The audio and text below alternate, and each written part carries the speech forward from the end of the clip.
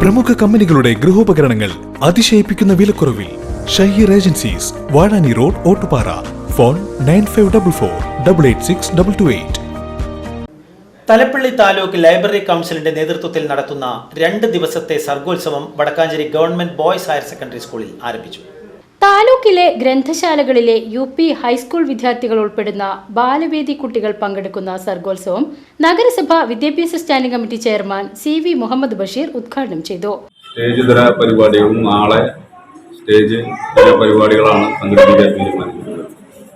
2 ദിവസമാണ് നമ്മുടെ സർഗോത്സവം 2 ദിവസമായിട്ട് നടത്തണം എന്നാണ് ഇവിടെ അതിൽ ഭാരവാഹികൾ തീരുമാനിച്ചത്. എന്തായാലും നമ്മുടെ കുട്ടികളുടെ മനസ്സിനകത്ത് ഒരുപാട് കഴിവുകളുണ്ട് എന്നെല്ലാവർക്കും, പക്ഷെ അത് കൊണ്ടുവരാൻ ഉള്ള ഒരു ഒരു ജാള്യത, അല്ലെങ്കിൽ 4 പേരുടെ മുന്നിൽ നിന്ന് തന്റെ കഴിവുകൾ പുറത്തെടുക്കുന്നതിന് ആവശ്യമായിട്ടുള്ള ഒരു പ്രയാസം നമ്മുടെ കുട്ടികളിലുണ്ട്.